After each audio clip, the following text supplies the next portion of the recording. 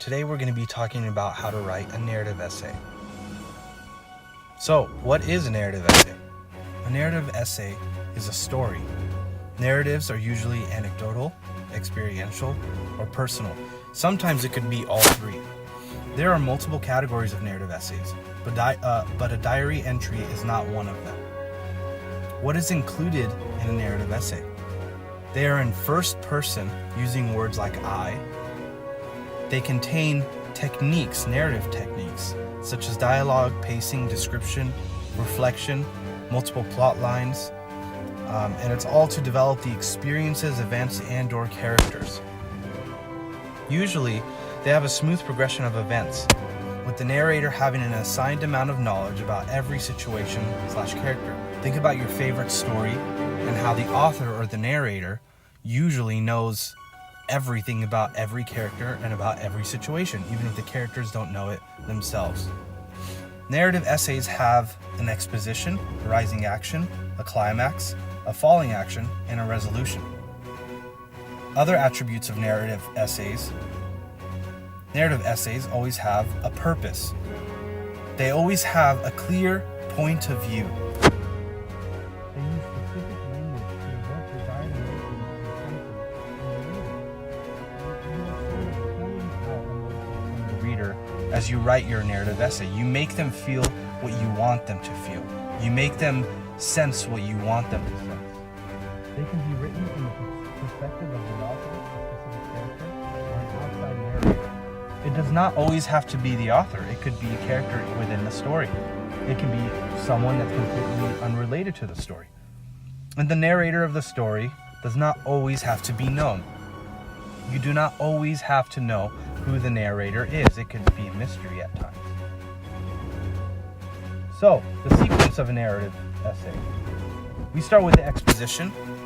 The basic elements of the plots are introduced here, as well as the foundational attributes of the character or characters. The rising action comes next. It takes place in the first half of the narrative. The conflict is usually made very clear here. Climax, usually the turning point of the story, typically demanding a lot of emotions and senses from the reader. Before the resolution comes the falling action. It comes right after the climax, and it helps fully resolve the conflict. Then the resolution, the ending of the narrative, where most or all of the loose ends are tied up. Now, don't get me wrong. There are a lot of stories where there are loose endings that are still loose at the end.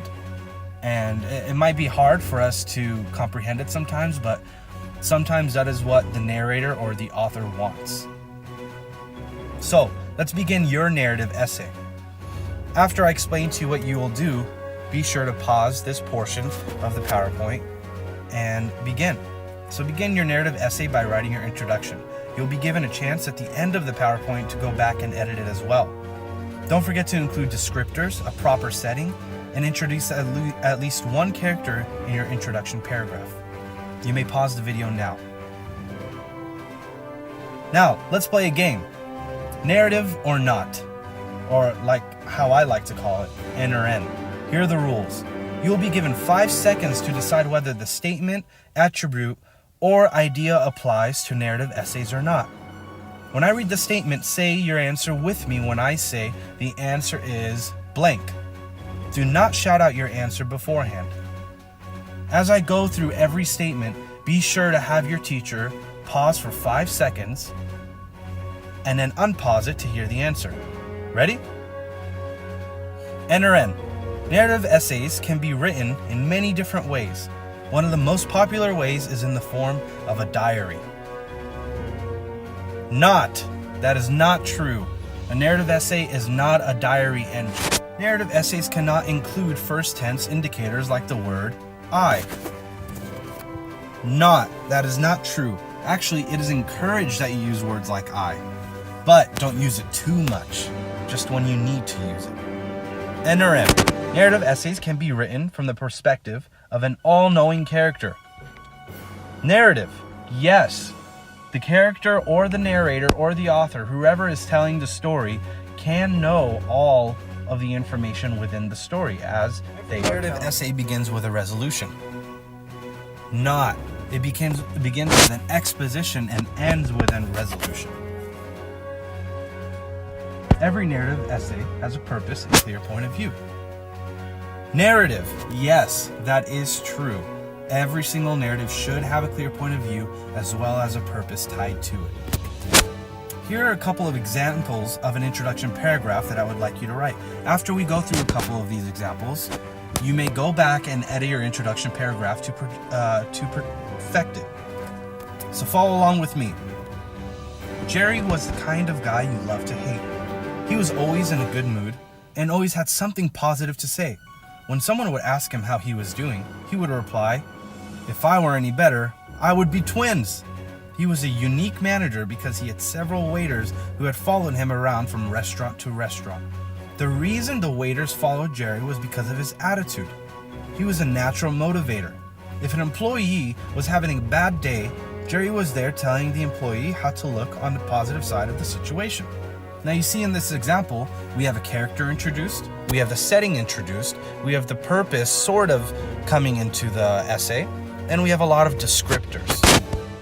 The next example, read along with me. It was a hot sunny day when I finally took my kids to the Disneyland. My son Matthew and my daughter Audra endlessly asked me to show them the dreamland of many children, with Mickey Mouse and Snow White walking by and arousing a huge portion of emotions. Somehow these very fairy tale creatures can make children happy without such small presents as $100 Lego or a Barbie house with 6 rooms and garden furniture. Therefore, I thought that Disneyland was a good invention for loving parents. Here you also can see couple characters.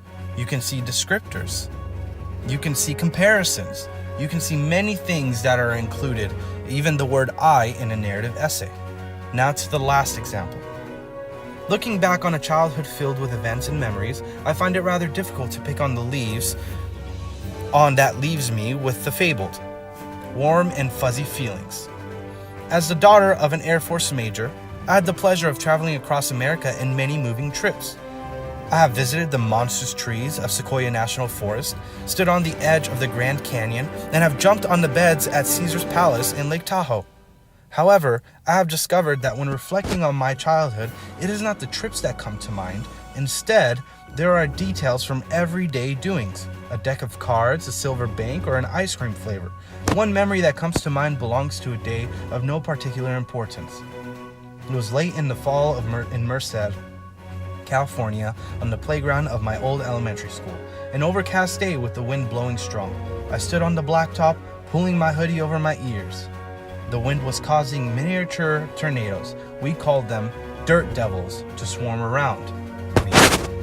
You see, in this example, there's a lot of emotions. It makes you want to read on into the narrative essay. This is a great example of compelling emotions from the reader and senses from the reader. Now go back, and after looking at these examples, you can go back through the examples, begin to edit your introduction paragraph, and make sure you complete it by the end of class today. Thank you.